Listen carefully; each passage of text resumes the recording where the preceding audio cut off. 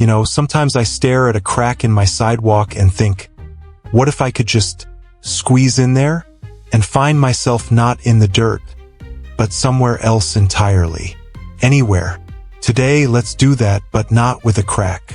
Let's say you just step off the curb. A sudden flash of impossible light, a stomach-dropping lurch, and when your vision clears, you're not looking at a crosswalk. You're looking at a fern, but not a potted fern. A fern that towers over you like a city tree. The air is thick, wet, and smells like soil and rot and something else, something musky and foreign. In the distance, a sound like a malfunctioning industrial press. A deep, guttural H-O-N-K.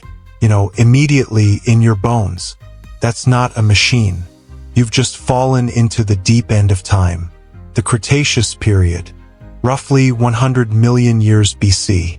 Your sneakers are sinking into mud that hasn't seen a human footprint. Okay, breathe. You're alive. The first question isn't about civilization. It's, can you survive the next 10 minutes? See, the first rule our world is built on, the one you just shattered, is temporal location. We exist here in now. That's the bedrock. Rip that away and every single system you've ever relied on, grocery stores, water treatment, the internet, even the consistent orbit of the moon, it's all gone. It's not just a wilderness. It's an alien planet with Earth's address. So the first wave, panic obviously, but then the more subtle, immediate horrors. Forget dinosaurs for a second. Let's talk microbes. Your body is a walking petri dish of modern bacteria and viruses, and it's also utterly defenseless against Cretaceous-era ones. Every sip of water from a stream, it could be teeming with ancient, single-celled nasties your immune system has no library card for. A simple scratch from a thorn? That could lead to an infection from a fungus that went extinct 90 million years ago. Medicine, antibiotics, gone.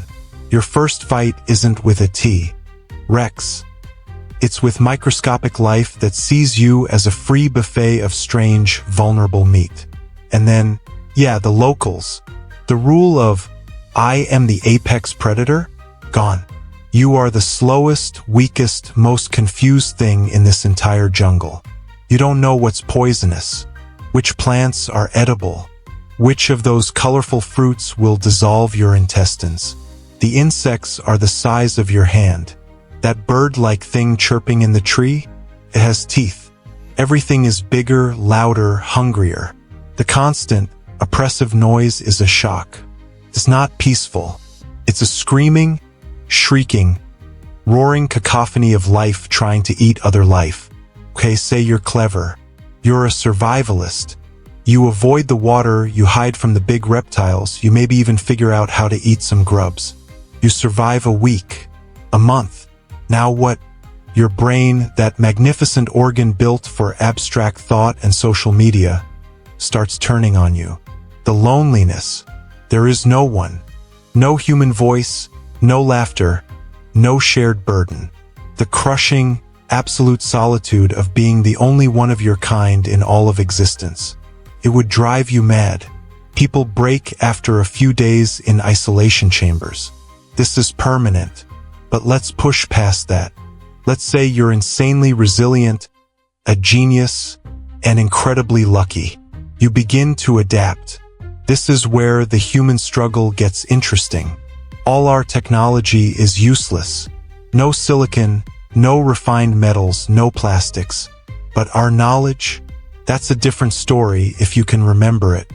Fire. That's your first and only god. Striking a rock? Good luck finding the right kind. You'd likely have to preserve a flame day and night. A terrifying responsibility. Fire keeps predators at bay, cooks food, making it safer, provides warmth in the chilly nights, and becomes your only light against the terrifying darkness. Next, tools. No metals. So you enter the Stone Age. By yourself. You need to find flint or obsidian, learn to nap it into a cutting edge. That's a skill few modern humans possess. You'd be reverse engineering millions of years of human innovation from first principles. A sharp rock becomes your knife, your scraper, your most prized possession. Shelter. You can't build a log cabin. You'd need to weave branches, maybe use giant fern fronds, find a defensible cave. But caves are rarely empty. You'd be fighting for real estate with things that have much better claims to it. So let's say you achieve this. You have a safe-ish cave, a fire, a stone tool, a steady source of food like eggs or turtles or fish. You are, for all intents and purposes, the most advanced being on the planet again. You've clawed back a tiny foothold. Now, civilization? Here's the brutal truth. You cannot build a civilization alone. Civilization isn't about stuff. It's about people. It's specialization. One person hunts, another tends fire, another makes tools, another raises children. A single human is a dead end. Literally. Your knowledge dies with you. But wait, what if you weren't alone? What if a small group, like a dozen people with different skills, came through? Suddenly, the equation changes wildly. A botanist could identify edible plants. A doctor, even with no tools, would understand hygiene and basic anatomy. An engineer might remember principles of leverage and pulley systems. A geologist could find mineral deposits. With a group, you could start a tiny village. You could domesticate something. Maybe not wolves, they don't exist yet. But what about those small, fast mammals scurrying in the undergrowth? You could practice basic agriculture. The climate is warmer, CO2 levels are higher, plants grow like crazy. You might actually manage a small, sustainable community. But would it be our civilization? No, it would be something else entirely. A Cretaceous civilization. Your architecture would be based on giant bones and petrified wood. Your art would depict pterosaurs and theropods, not lions and bears. Your myths and gods would be born from the monsters you see every day. You'd develop tools from materials we never used, certain types of super hard dinosaur bone for blades, perhaps. Your biggest advantage? Foresight. You know an asteroid is coming. In about 35 million years. That knowledge is both a blessing and a cosmic curse. It's the ultimate long-term project.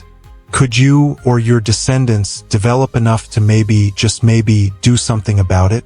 Or would you just build deeper and deeper bunkers, creating a myth of a skyfire that will one day cleanse the world? The new normal wouldn't be a city. It would be a fragile, isolated pocket of humanity in a world of giants. You would be the ultimate underdogs, the whispers in the jungle. Every day a victory against impossible odds. The winners? Maybe your descendants, if they make it. The losers? Almost certainly you, the first generation, burdened with the memory of a lost world and the terrifying responsibility of starting over. But here's the final, haunting twist. Let's say you succeed. Let's say your little tribe thrives for millennia, evolves, builds its own unique culture. Then, 66 million years later, the asteroid hits anyway. The sun is blotted out. The long winter comes. The dinosaurs die. And your little branch of humanity, safe in its bunkers or advanced enough to see it coming, crawls out into a silent, empty world. A world with no massive predators left. A world ripe for the taking. You wouldn't just survive the Cretaceous. Your ancestors would have weathered the extinction event. They'd inherit the Earth 66 million years early. Human history from that point on would be unfathomably different. We would have been the dominant species for epochs, not just a blink. What would we have become with that kind of time? Of course, that's a fairy tale. The reality for you, the time-stranded individual, is far more stark. You are a ghost from the future haunting the deep past. You might survive. You might even live a long life, telling stories to the birds and the insects that no one understands. But you will never build a civilization. You will be its lonely, forgotten seed, planted in soil far too ancient to ever let it sprout. So, if you took that step off the curb and found yourself there, what's the first thing you'd do? And more importantly, how long do you think your sanity would last, alone in the echoing green hell of a world that was never meant for you? Let me know in the comments.